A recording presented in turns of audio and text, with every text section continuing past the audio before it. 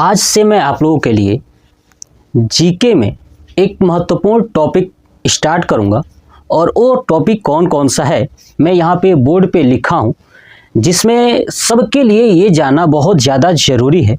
अपने देश से संबंधित ये सभी जानकारियाँ हैं, जैसे राष्ट्रीय ध्वज, नेशनल फ्लैग, ठीक है, इसके बारे में जानेंगे।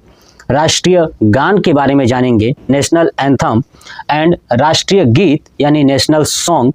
उसके बाद राष्ट्रीय चिन्ह, नेशनल साइन कौन सा है, ठीक है। उसके बाद राष्ट्रीय पंचांग, ठीक है, यानी कैलेंडर कौन सा हम लोग यूज करते हैं।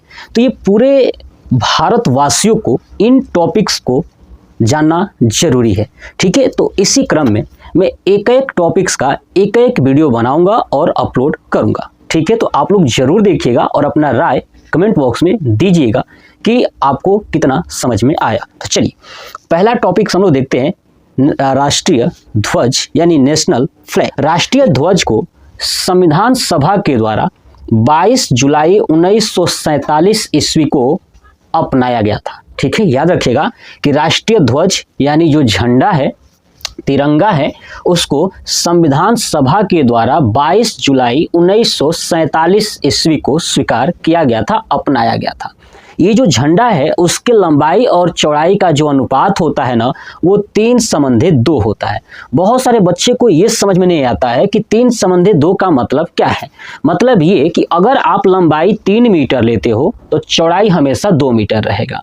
अगर आप लंबाई 3 किलोमीटर लेते हो तो चौड़ाई हमेशा 2 किलोमीटर होगा। अगर आप लंबाई 3 फीट लेते हो तो चौड़ाई 2 फीट होगा। आपको समझ में आ गया। तो ये चीज़ें 3:2 के अनुपात में इस राष्ट्रीय ध्वज की लंबाई और चौड़ाई है। तो बहुत बार कंपटीशन एग्जाम में पूछा गया है कि राष्ट्रीय ध्वज यानी तिरंगे के लंबाई और चौड़ाई का अनुपात कितना होता है, तो 3:2 होता है, ठीक है। राष्ट्रीय ध्वज को संविधान सभा के द्वारा कब अपनाया गया था, तो 22 जुलाई 1947 ईस्वी को। याद रखिए इस राष्ट्रीय ध्वज को बनाने में है ना पिंगली वेंकैया ने इस राष्ट्रीय ध्वज को बनाने में अपना महत्वपूर्ण योगदान दिया है। इसलिए आपसे पूछा जाए कि राष्ट्रीय ध्वज का डिजाइन किसने तैयार किया है, तो याद रखिएगा पिंगली वेंकैया, ठीक है। इन्होंने इसका डिजाइन तैयार किया और डिजाइन तैयार करने के बाद इसको जो है कि हंसा मेहता एक व्यक्ति थे,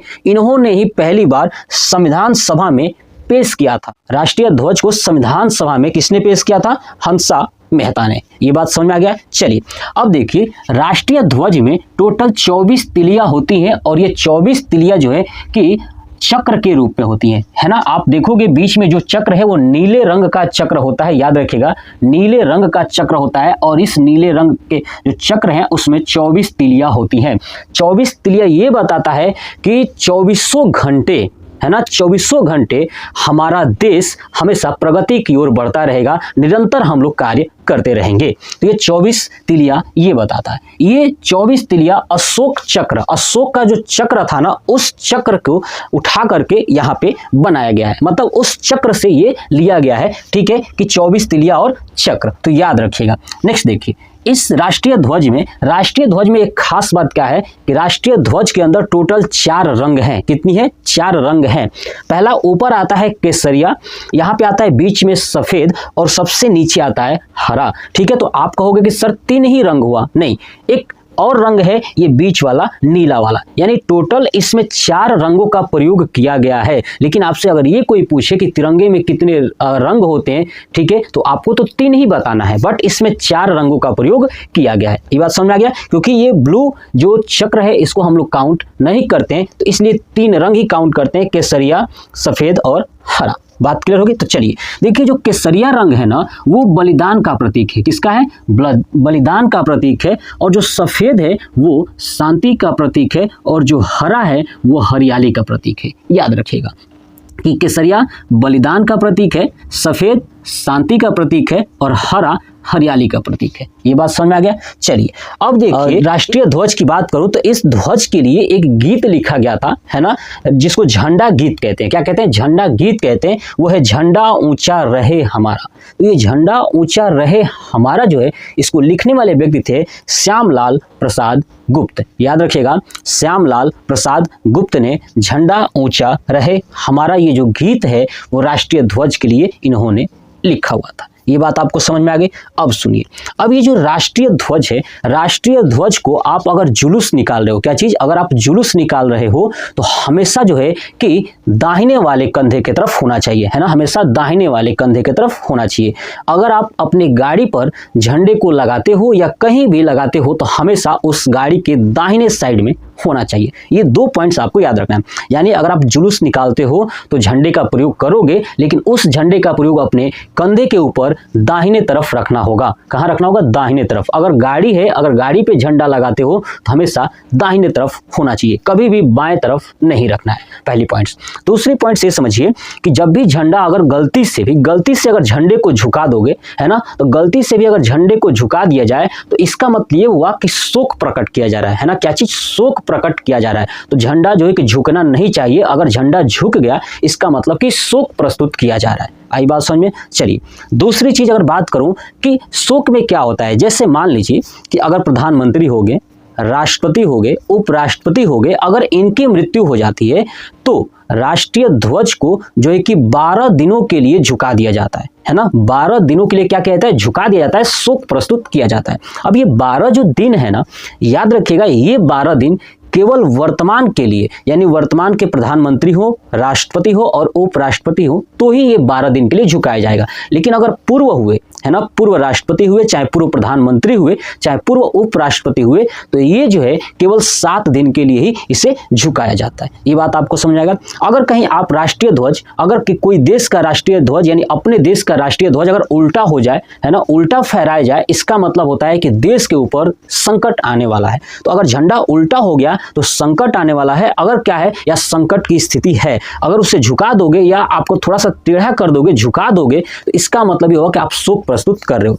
कभी भी राष्ट्रीय ध्वज को पताके के रूप में यानी फाड़ कर नहीं फैलाना चाहिए, है ना, फटा हुआ नहीं फैलाना चाहिए। जैसे पताका आप समझिएगा, जैसे ऐसे बनाया जाता है ना, ये वाला ऐसे पताके के रूप में ऐसे नहीं होना चाहिए, राष्ट्रीय ध्वज को नहीं फहराना चाहिए। ये बात आपको समझ में आ गया। दूसरी चीज, पहले ये था कि राष्ट्रीय ध्वज को जो है ना कि सरकारी कार्यालय या निजी कार्यालय हर जगह पे राष्ट्रीय ध्वज को फहराया जा सकता है।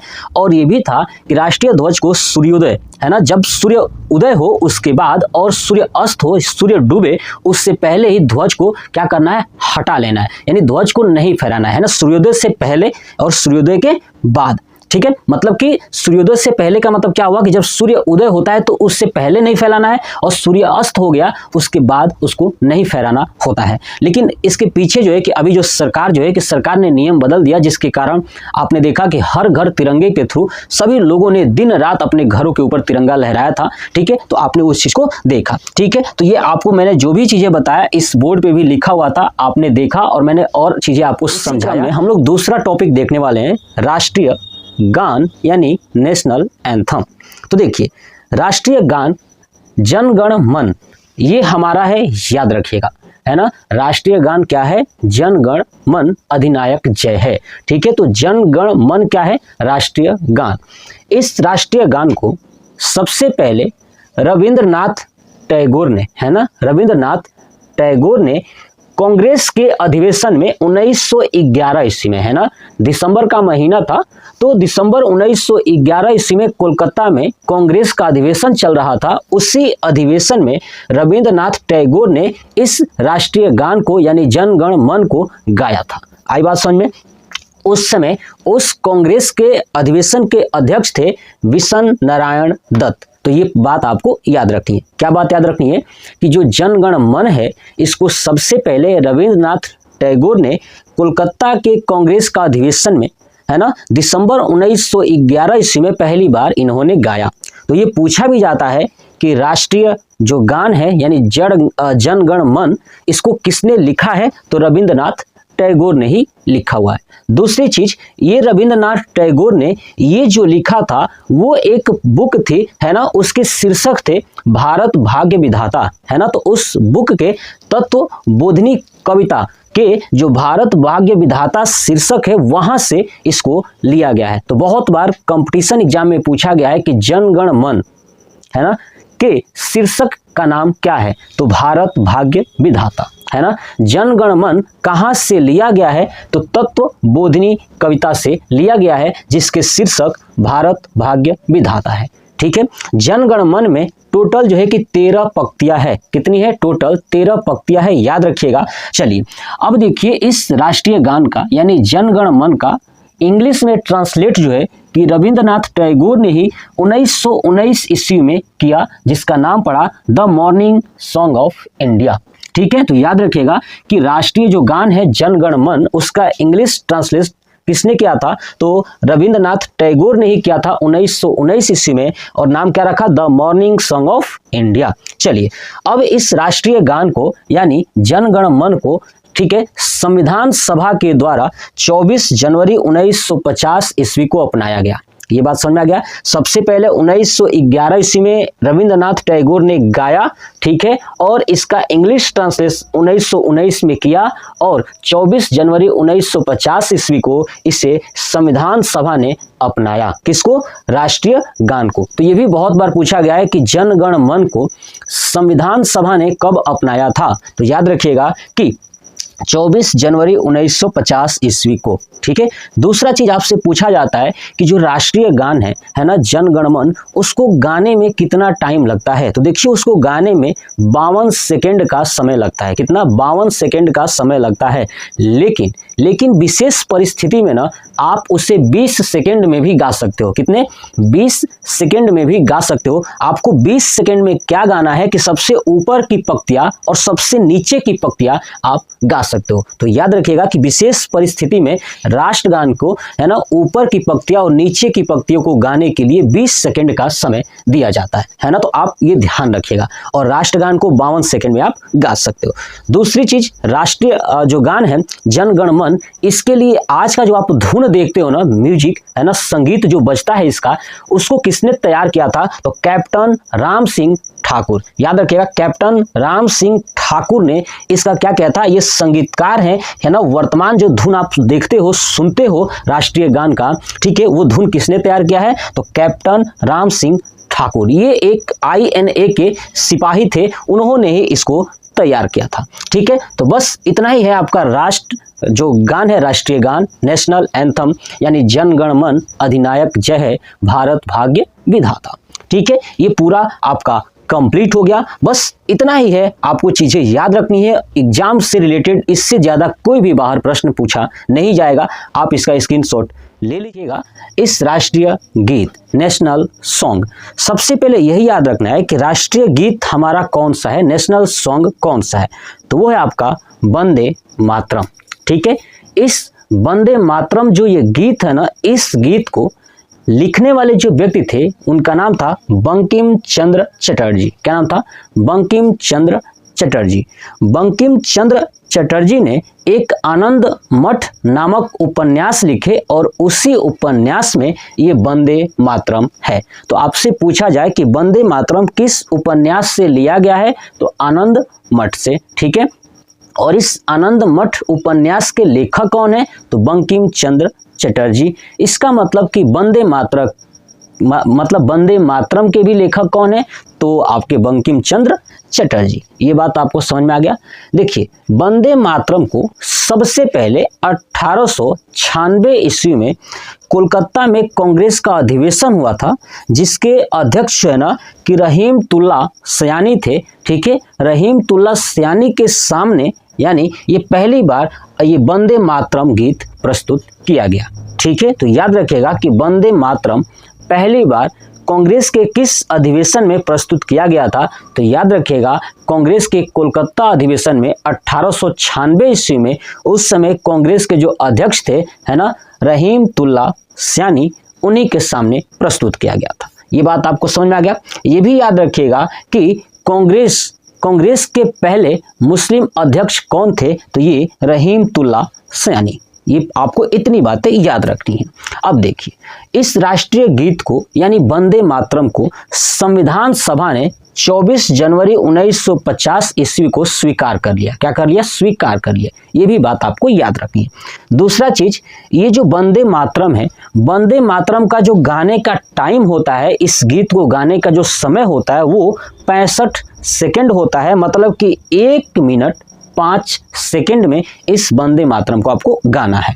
पीछे मैं बताया था कि जो राष्ट्रीय गान है जन गण मन, उसको 52 सेकंड में गाना होता है और इसको 65 सेकंड में गाना होता है। ये बात क्लियर होगी। चलिए, अब मेन पॉइंट, राष्ट्रीय गीत से संबंधित आपको एक और चीज जाननी है। ये फैक्ट है कि जब संसद चालू होता है, जब संसद स्टार्ट होता है तो जन गण मन से स्टार्ट होता है, लेकिन जब संसद का समापन किया जाता है वो वंदे मातरम का गीत गा करके किया जाता है। ठीक है, तो आपको वंदे मातरम यानी राष्ट्रीय गीत, नेशनल सॉन्ग से संबंधित इतना ही आपको जानकारियां रखना है। ठीक है, क्योंकि इससे ज़्यादा बोर्ड एग्जाम या किसी भी एग्जाम में, किसी भी कंपटीशन के एग्जाम में नहीं पूछा गया है, क्योंकि प्रश्न इसके अलावा कुछ आता ही नहीं है। यही आपसे प्रश्न पूछा जाता है कि सबसे पहले वंदे मातरम कब गाया गया था? 1896 ईस्वी में। दूसरा, जब वंदे मातरम गाया गया उस समय कांग्रेस के अध्यक्ष कौन थे? है ना, तो रहीमतुल्लाह सयानी। उसके बाद ये भी पूछा जाता है कि कांग्रेस के पहले मुस्लिम अध्यक्ष कौन थे? तो रहीमतुल्लाह सयानी। ठीक है, वंदे मातरम को संविधान सभा के द्वारा कब स्वीकार किया गया? तो 24 जनवरी 1950 ईस्वी को। है ना, वंदे मातरम के लेखक कौन है, रचयिता कौन है? तो बंकिम चंद्र चटर्जी। ठीक है, बंकिम चंद्र चटर्जी ने आनंद मठ उपन्यास में ये लिखा हुआ था और वहीं से ये लिया गया है। बस इतना ही आपको चीजें याद रखना। अशोक स्तंभ को जो बनाने का श्रेय जाता है ना, वो है राजा अशोक को। है ना, ये राजा अशोक स्तंभ को 250 ईसा पूर्व में इन्होंने बनवाया था। इसको बनवाने का इनका पर्पज यही था कि अपने धर्म, यानी जब राजा अशोक ने एक धर्म को अपनाया था, वो धर्म था बौद्ध धर्म। जब इन्होंने बौद्ध धर्म को अपनाया तो उस धर्म के प्रचार के लिए, उसकी नीतियों के प्रचार के लिए उन्होंने अशोक स्तंभ का निर्माण करवाया। इस अशोक स्तंभ पे आपको 4 सिर दिखाई देंगे। कितने? 4 सिर दिखाई देंगे, जिसके कारण इसे सिंह स्तंभ कहा जाता है। क्या कहा जाता है? सिंह स्तंभ कहा जाता है। अब अशोक जो है कि जब 262 ईसा पूर्व में उड़ीसा के कलिंग पर जब हमला करते हैं और जब उड़ीसा के कलिंग को जीत जाते हैं, उसके बाद ये बौद्ध धर्म को अपना लेते हैं। है ना, और बौद्ध धर्म को अपनाते हैं तो उसी धर्म के प्रचार के लिए, उसकी नीतियों का प्रचार करने के लिए वो 250 ईसा पूर्व में ये अशोक स्तंभ का निर्माण करवाते हैं। अब इस अशोक स्तंभ पे आप देखोगे तो आपको 4 जानवर के चित्र दिखाई देंगे, क्योंकि अशोक स्तंभ के नीचे आपको चक्र दिखाई देगा और इस चक्र का प्रयोग जो है कि राष्ट्रीय ध्वज में किया गया है। तो वो चक्र है ना, चक्र के पश्चिम, पूरब, उत्तर और दक्षिण आपको 4 चित्र दिखाई देंगे। और चारों चित्र क्या है? पश्चिम की तरफ आपको दिखाई देगा घोड़ा, पूर्व की तरफ आपको दिखाई देगा सांड यानी बैल, और दक्षिण की तरफ दिखाई देगा आपको हाथी, और उत्तर की तरफ दिखाई देगा आपको शेर। ठीक है, यानी टोटल 4 चित्र आपको दिखाई देंगे। कौन कौन सा? तो देखिएगा, घोड़ा, सांड, हाथी और शेर। तो याद रखिएगा कि कितने चित्र हैं अशोक स्तंभ पे? तो टोटल 4 हैं। अब देखिए, घोड़ा पश्चिम की तरफ है, सांड पूर्व की तरफ है, हाथी दक्षिण की तरफ है और शेर उत्तर की तरफ है। ये बात आपको ध्यान रखना। मैंने बताया था कि अशोक स्तंभ में टोटल 4 शेर हैं, जिसमें से हम 3 शेर को ही देख पाते हैं, एक शेर पीछे की तरफ होता है। ठीक है, तो अब देखिए मेरी बात ध्यान से। अब आप सोच रहे हो कि सर, जब अशोक ने अशोक स्तंभ का निर्माण करवाया था तो आखिर में उसने केवल इन्हीं 4 जानवरों का चित्र अंकित क्यों किया? कोई और जानवर ले लेता। तो चलिए मैं इसको थोड़ा सा डिटेल से समझाता हूँ। देखिए, अशोक ने ना घोड़ा इसलिए अशोक स्तंभ पे बनाया। ये घोड़ा जो है ना कि भगवान बुद्ध यानी महात्मा बुद्ध जब उन्होंने घर का त्याग किया था, उसका ये प्रतीक चिन्ह है ना। कौन? घोड़ा। क्योंकि अशोक बुद्ध धर्म को ही मानता था, तो जब बुद्ध धर्म को मानता था तो जो महात्मा बुद्ध थे उनसे रिलेटेड जो भी प्रतीक था ना, उन प्रतीकों को इस अशोक स्तंभ पे दर्शा दिया। मतलब कि घोड़ा महात्मा बुद्ध के घर त्याग का प्रतीक है। जब महात्मा बुद्ध ने घर का त्याग किया था तो घोड़ा उनका प्रतीक है, इसलिए घोड़े को भी उन्होंने अंकित करवाया। दूसरा आता है सांड यानी बैल। ठीक है, अब देखिए महात्मा जो बुद्ध थे ना, उनकी जो धर्म थी, उनकी नीतियां थी, उस नीतियों का प्रचार करवाने के लिए जो उसका प्रतीक था वो था बैल यानी सांड, इसलिए इसको भी उसने अंकित करवाया। तीसरा आता है हाथी। हाथी को अंकित करवाने का ये मतलब है कि महात्मा बुद्ध की जो माता है वो ये कहती हैं कि मुझे सपने में ऐसा महसूस हुआ कि मानो मेरे गर्भ में हाथी प्रवेश किया। क्या प्रवेश किया? हाथी प्रवेश किया। तो उनकी बातों को इन्होंने क्या किया कि अपने अशोक स्तंभ पे दर्शा दिया। नेक्स्ट आता है शेर। शेर इसलिए इसने अंकित करवाया कि अशोक जो है कि अपने साम्राज्य में जो भी उसकी नीतियां थी, उस नीतियों का प्रचार करवाने के लिए ये शेर अंकित कराया, यानी अपनी नीतियों को प्रचार करवाने के लिए, है ना। अब देखिए अशोक जो है कि शेर अगर अंकित करवा रहा है तो जाहिर सी बात है अशोक अपने आप को शेर से कम नहीं समझता था। ये भी बहुत बड़ी बात है। तो आपको समझ में आया 4 बातें कि 4 जानवर जो हैं वो क्या क्या बताते हैं। घोड़ा महात्मा बुद्ध के घर त्याग का बताता है। जो सांड है यानी बैल है वो ये बताता है कि धर्म और उनकी नीतियों का प्रचार होगा। ठीक है, महात्मा बुद्ध की क्या थी स्थिति, कैसी थी, पूरा ये बताता है सांड। नेक्स्ट हाथी, उनकी मम्मी के गर्भ में हाथी प्रवेश किया था, उसका ये प्रतीक है। शेर, ये अशोक अपने आप के धर्म और अपनी नीतियों को प्रचार करने के लिए ये शेर अंकित करवाया था। अब इसका आपका चिन्ह भी याद रखना है, यानी डायरेक्शन, कौन से डायरेक्शन में क्या है। अब देखिए, अब आप देखोगे कि जो चक्र है ना, चक्र के नीचे है ना, चक्र के नीचे आप देखना सत्यमेव जयते लिखा होगा, वो भी देवनागरी लिपि में। किसमें? सत्यमेव जयते देवनागरी लिपि में लिखा होता है। ये सत्यमेव जयते एक उपनिषद से लिया गया है, जिस उपनिषद को बोलते हैं मुंडकोपनिषद। याद रखिएगा, मुंडकोपनिषद से लिया गया है सत्यमेव जयते, और ये देवनागरी लिपि में है। बाकी अशोक ने जितने भी शिलालेख लिखवाए हैं ना, अशोक ने शिलालेख लिखवाए हैं उसमें ब्राह्मी लिपि का उसने प्रयोग किया है, लेकिन जो सत्यमेव जयते है वो देवनागरी लिपि में लिखी गई है। ये पॉइंट्स आपको याद रखना है। ठीक है, अब देखिए इस राष्ट्रीय चिन्ह यानी अशोक स्तंभ को संविधान सभा या भारत सरकार के द्वारा 26 जनवरी 1950 ईस्वी को अपना लिया गया। बात समझ में आ गया है ना। अशोक स्तंभ को कब अपनाया गया? तो 26 जनवरी 1950 ईस्वी को अशोक स्तंभ को क्या किया गया? अपना लिया गया। अब आप देखोगे कि जो अशोक स्तंभ है ना, अशोक स्तंभ पे जो है कि आप जितने भी अधिकारी होते हैं उनके आप बिल्ले पे देखिएगा, यहाँ पे अशोक, जिसको हम लोग पैसा जो होता है उसके ऊपर भी बना होता है ये अशोक स्तंभ। ठीक है, 1 रुपया हो गया, इसके ऊपर भी बना होता है। ठीक है, इसी तरह अशोक स्तंभ का जो चिन्ह है, कलर है नीला, लाल और हरा, ये अलग अलग मायने के लिए होता है। मतलब अगर अशोक स्तंभ किसी गाड़ी पर अगर नीला रंग का दिख जाए तो समझिएगा कि वो गाड़ी मंत्रियों के द्वारा चलाई जाती है, यानी मंत्रियों की गाड़ी है। अगर कोई मंत्री अगर अपनी गाड़ी से जाएगा तो उसके ऊपर जो अशोक स्तंभ होगा वो नीला रंग का होगा। अगर लाल रंग का अगर आपको दिख जाए, इसका मतलब कि राज्यसभा के जो सदस्य होते हैं और जो अधिकारी होते हैं, है ना, जो सरकारी अधिकारी होते हैं, उनके ऊपर ये लाल रंग का आपको दिखाई देगा अशोक स्तंभ। नेक्स्ट हरा रंग का अगर अशोक स्तंभ आप देखते हो, इसका मतलब वो लोकसभा के द्वारा प्रयोग किया जाता है, यानी लोकसभा के जो सदस्य हैं वो हरे रंग के अशोक स्तंभ का प्रयोग करते हैं। ठीक है, आपको ये बात समझ में आ गया। ठीक है, तो ये था हमारा राष्ट्रीय चिन्ह अशोक स्तंभ के बारे में। आप इसका स्क्रीनशॉट ले लीजिए। ये पूरा अशोक स्तंभ यानी राष्ट्रीय चिन्ह कंप्लीट हो गया। पढ़ने वाले हैं राष्ट्रीय पंचांग यानी कैलेंडर। ठीक है, समझेंगे कि आखिर में भारत के अंदर कौन सा कैलेंडर यूज होना चाहिए जो कि नहीं होता है। हम लोग जो है कि अंग्रेजी कैलेंडर को महत्व देते हैं। अंग्रेजों के अनुसार जो बनाया गया कैलेंडर है, यानी 1 जनवरी के दिन अंग्रेजों का जो है कि हैप्पी न्यू ईयर होता है, तो हम लोग पूरे भारत के लोग वही हैप्पी न्यू ईयर मनाते हैं। क्या रियल में भारतीयों का क्या वही हैप्पी न्यू ईयर है 1 जनवरी वाला? ये हम लोग समझेंगे। तो मैं बताऊं कि जी नहीं, भारतीयों के लिए जो 1 जनवरी है वो न्यू वर्ष नहीं है, नया साल नहीं है, जबकि हम लोगों के लिए नया साल जो है वो मार्च से स्टार्ट होता है। ठीक है, कहाँ से? मार्च से स्टार्ट होता है, जबकि कोई भी व्यक्ति नया साल जो है कि हमेशा जनवरी में ही मनाता है, न कि मार्च में। पहली बात समझ में आ गया। अब देखिए, भारत के अंदर जो कैलेंडर यूज होता था, पहले होता था विक्रम संवत, ठीक है, और बाद में 22 मार्च 1957 है ना, 22 मार्च 1957 से शक संवत यूज होने लगा।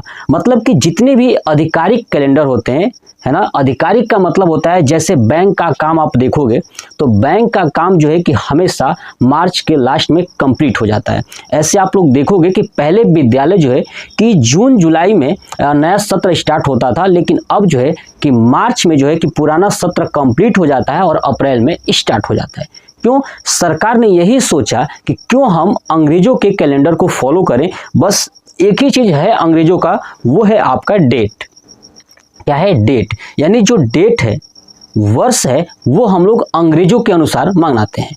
लेकिन अपने कैलेंडर में जो आप मंथ देखते हो ना, मंथ सरकार जो है कि हर एक चीज में जो है कि वो भारतीयों का जो कैलेंडर है उसके अनुसार करते हैं हम लोग। जैसे समझाऊं कि हम लोग अब 22 मार्च 1957 से शक संवत यूज करते हैं। शक संवत जो है कि चंद्रमा पर आधारित ये कैलेंडर है।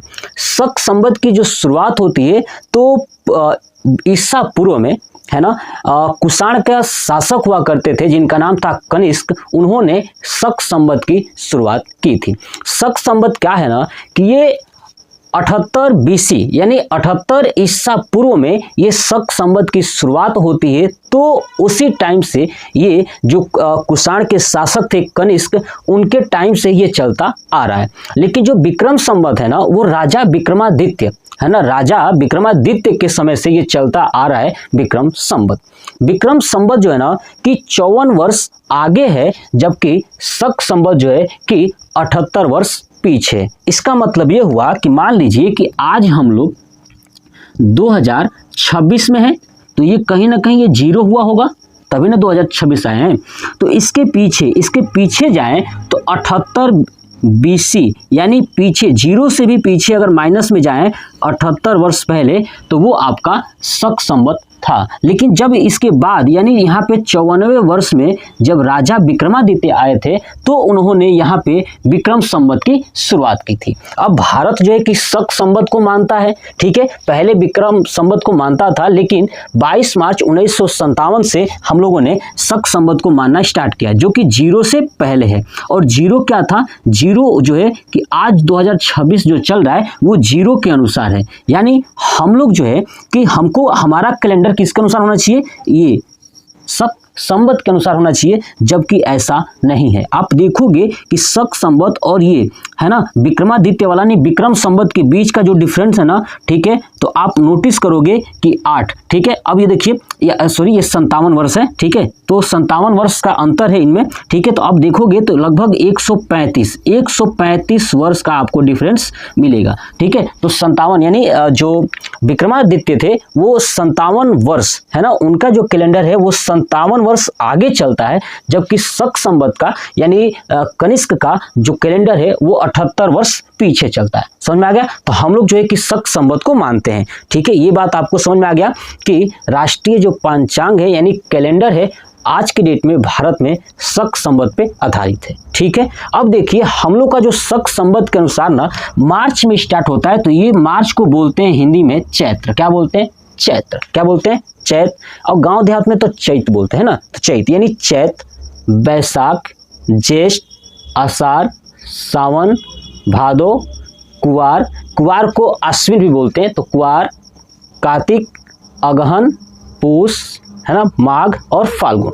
समझ में आ गया? टोटल 12 हैं, वो भी मार्च से काउंट होते हैं। तो मार्च को क्या बोलते हैं? चैत्र, बैसाख, ज्येष्ठ, आषाढ़, सावन, भादो, कुवार और कार्तिक, उसके बाद से अगहन, पूस, माघ और फाल्गुन, यानी टोटल ये 12 मंथ जो है कि हमारा शक संवत के अनुसार चलते हैं। जबकि अंग्रेजी कैलेंडर के अनुसार जनवरी, फरवरी, मार्च, अप्रैल, मई, जून, जुलाई, अगस्त, सितंबर, अक्टूबर, नवंबर और दिसंबर होता है। ठीक है, तो हमारा आपको समझ में आ गया कि हमारा जो नया वर्ष है वो कौन सा है, तो चैत्र से स्टार्ट होता है। जबकि विक्रम संवत का भी चैत्र से ही स्टार्ट होता है। ठीक है, तो अब आपको समझ में आया कि ये शक संवत यानी भारतीयों के लिए शक संवत है। ठीक है, और विक्रम संवत पहले हुआ करता था, ये बदल चुका है। अब देखिए, आप ध्यान से मेरी बातों को सुनिएगा। अगर मैं बात करूं कि अंग्रेजी कैलेंडर ले लिया जाए, है ना, अंग्रेजी कैलेंडर ले लिया जाए तो ये 57 वर्ष आगे है ना, कौन, आपका विक्रम संवत। विक्रम संवत 57 वर्ष आगे है। तो सपोज करिए कि अगर हम लोग विक्रम संवत के अनुसार चलते, ठीक है, तो आज जो है कि 2026 के बजाय इसमें 57 ऐड कर दीजिए। ठीक है, तो 7 6 13 और 2 और 1 3, यानी हमारा चलता, ठीक है, 7 6 13 हो गया और 5 2 7 और ये हो गया 8, यानी 2083 में हम लोग चलते। ठीक है, अगर वही अपने शक संवत के अनुसार अगर हम लोग चलते तो 2026 में से अगर आप 78 घटा देंगे तो आपका आएगा 8, ठीक है, और यहाँ पे आएगा 4, ठीक है, और यहाँ पे 1948। कब, 1948 होगा। लेकिन ये पहले से ही अंग्रेजों का ये डेट चलता आ रहा है, वर्ष चलता आ रहा है जो 0 वाला है, 0 से, तो हम लोग वही लेके चलते हैं। लेकिन हम लोग अपना सरकारी जो भी कागजात होते हैं ना, वो हमेशा मार्च में ही कंप्लीट किया जाता है। जैसे आप बैंकिंग का देखोगे, बैंकिंग का मार्च में कंप्लीट हो जाएगा, अप्रैल से नया स्टार्ट हो जाएगा। स्कूल का भी मार्च में कंप्लीट हो जाएगा, अप्रैल से नया सत्र स्टार्ट हो जाएगा। लेकिन हम इस वर्ष को बदल नहीं पा रहे हैं। ठीक है, और न ही कभी बदल पाएंगे। एक जो चलता आ रहा है वही चलता रहेगा। ठीक है, तो ये था हमारा राष्ट्रीय पंचांग यानी कैलेंडर कौन सा चल रहा है। ठीक है, तो आप इसका स्क्रीनशॉट ले लीजिएगा और कमेंट बॉक्स में बताइएगा कि आपको ये वीडियो कैसा लगा। जय हिंद।